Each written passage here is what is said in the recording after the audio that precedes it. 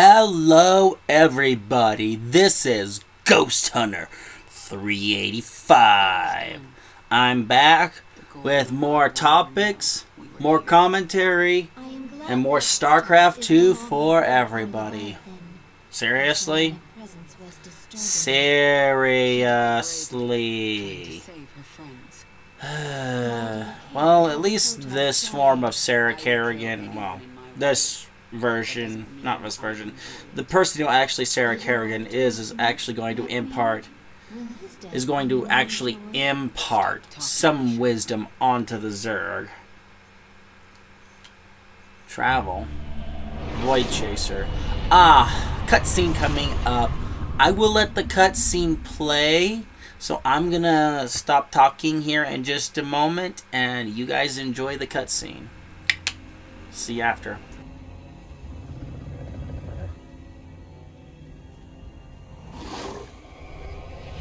Zeratul.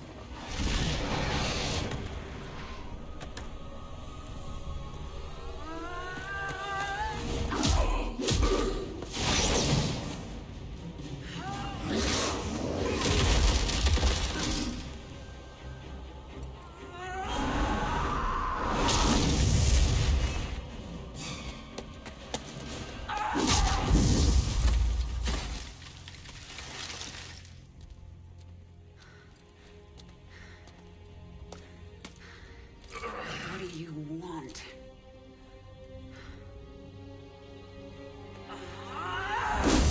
Believe. Kerrigan, I have been to the beginning. Behold, Xeras, birthplace of the Zerg. Here the Zerg evolved. And here, the Dark One altered them. Those left behind are the primal Zerg.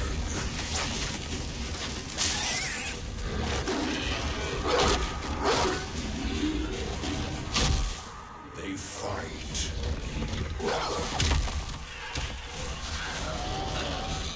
They kill.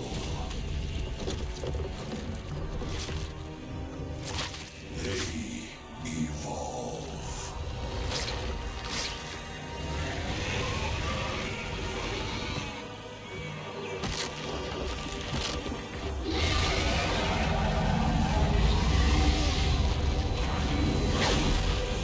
Just as you must, if you survive.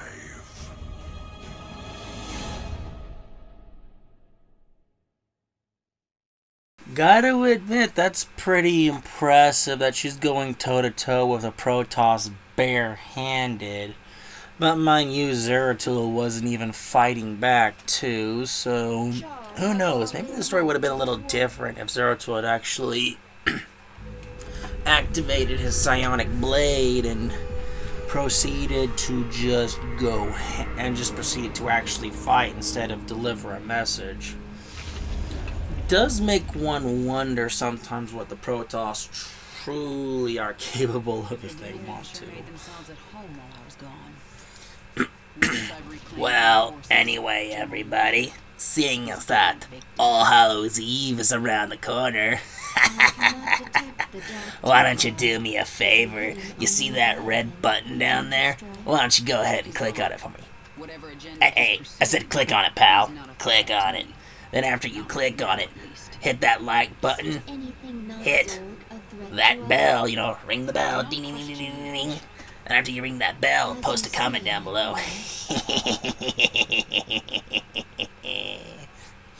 But in all seriousness, folks, everything I just said, I asked you to please do, just go ahead and do it. It'll help me way down the road. But anyway, let's get into today's topic. And the topic we're going to talk about is Israel. Well, more precisely, what's going on in Israel right now. Now, people will sit there and say, oh, Ghost Hunter, don't talk about that. That's a terrible situation. Well, I will agree that it is a terrible situation, but it is a man-made situation. Now, I can sit here, some people saying, huh? What?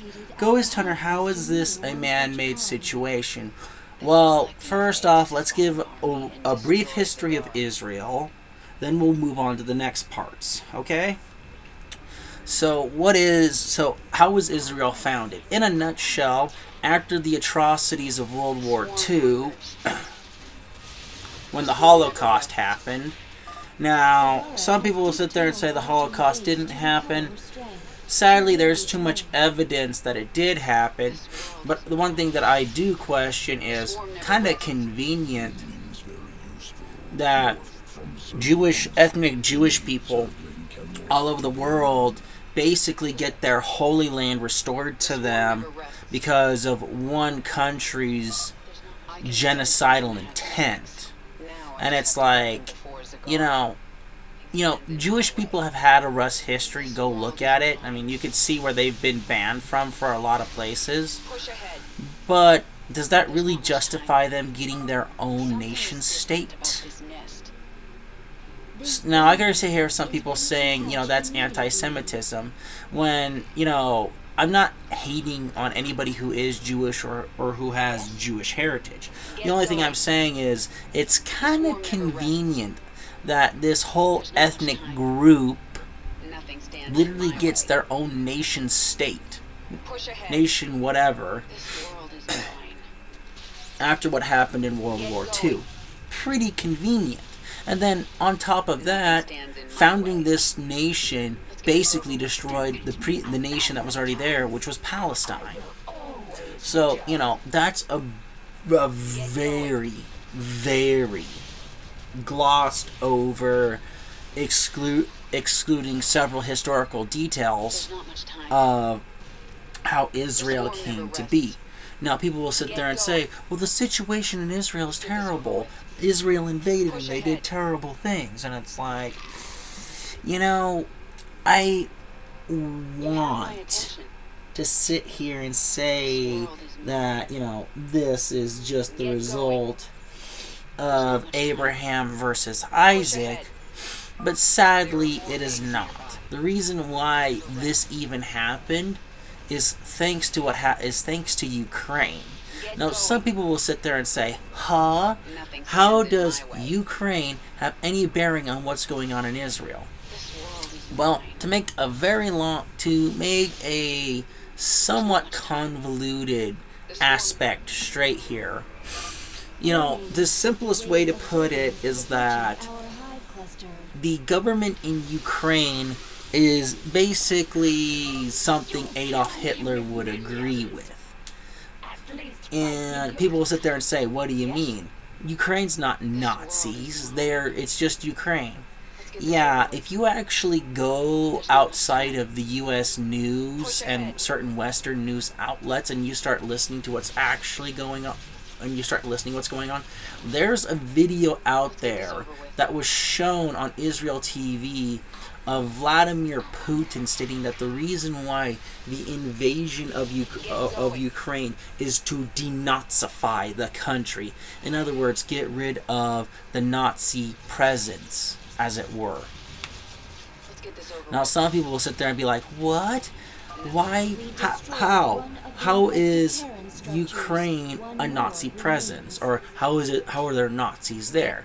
And the answer to that question is simple, but it's also somewhat nauseating when you think about it. The U.S. government has put governments in control in different countries when they invade, like Iraq, Afghanistan, South Korea, and if you want to be technical, even Taiwan to a degree here. Now, some people sit there and say, what do you mean? It's simple. U.S.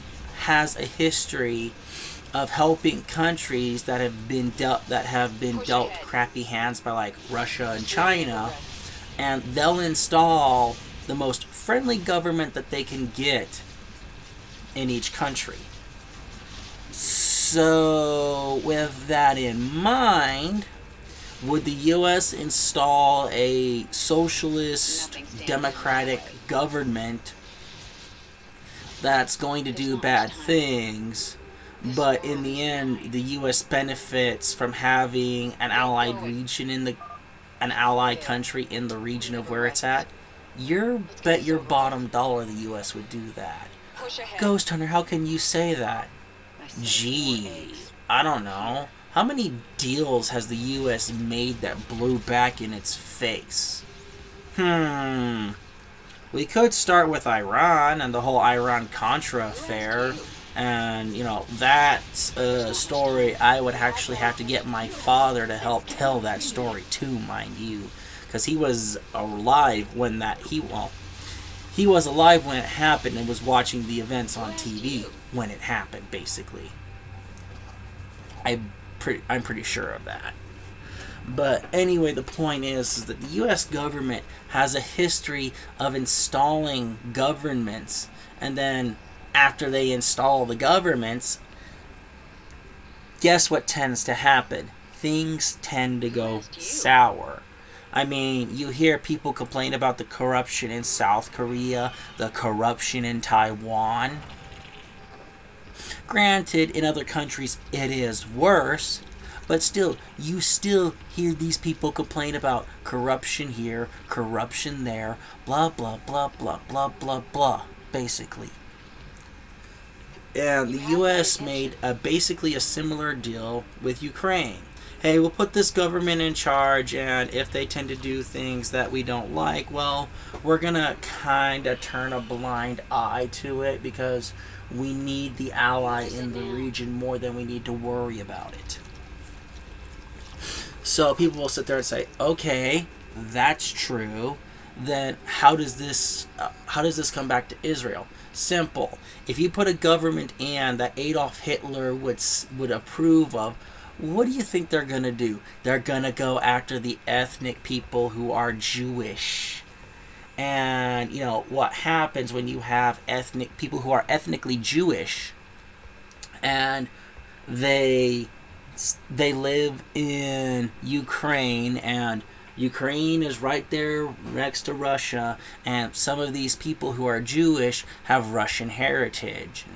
Some of them even have Russian business. Who the heck knows? But imagine for a second if you are a Ukrainian businessman who's Jewish, and all of a sudden new government gets put in place that is pretty anti-Semitic or is straightly anti-Semitic, and then they start passing laws that make it hard for you to do your business. They make it hard for you to live without harassment from certain governmental bodies. So what do?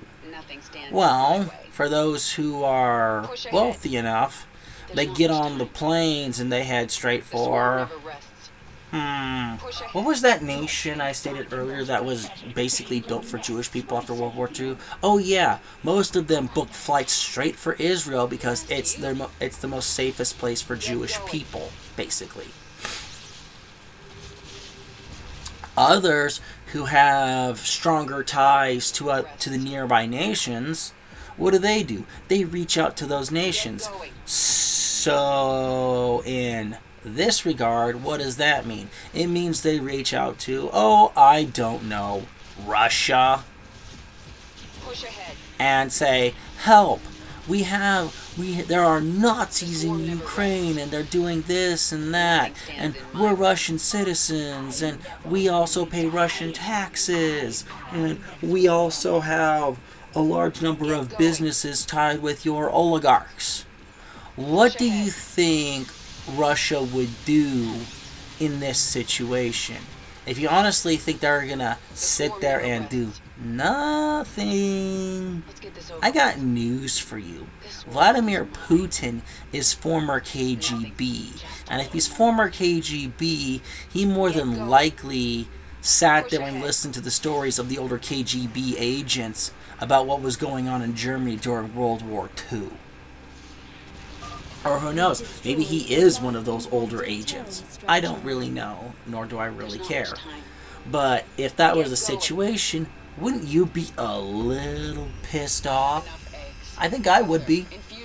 Especially considering what happened during World War II.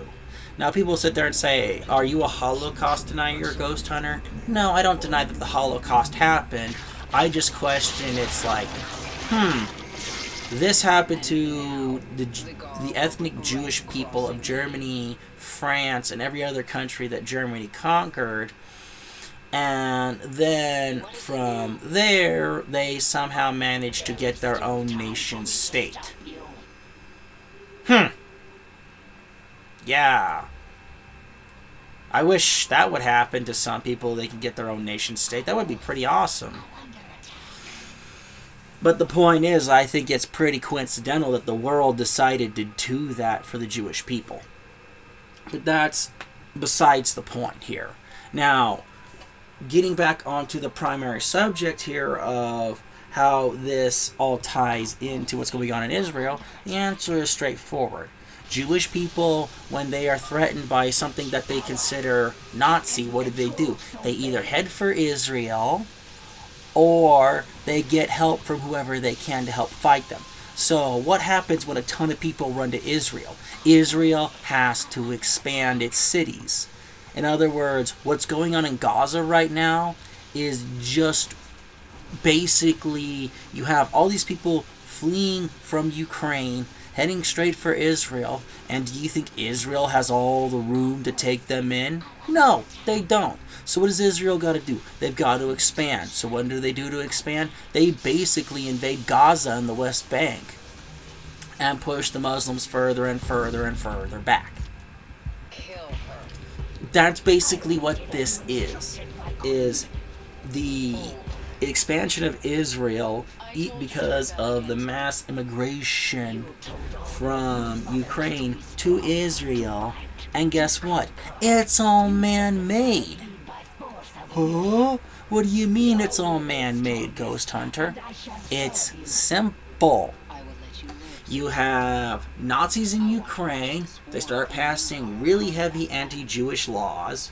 Then after they do that, the ones who can leave immediately do so. The others who can't have to stay behind. The others who have to stay behind, eventually they cry out for help. Maybe somebody answers, and if that they do answer, as soon as they're able, they either go to where it's safe in the country that's coming to help them, or they try to get to Israel.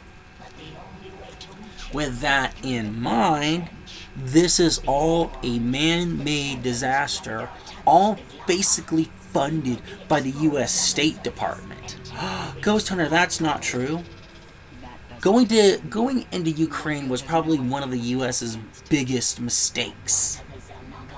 And it's going to lead straight to World War III. There will be no peace. But anyway, everybody, that's my 2 cents on this situation. And if you think this is going to get any better, it's not. But anyway, this is Ghost Hunter 385. Signing off, everybody. See you next time.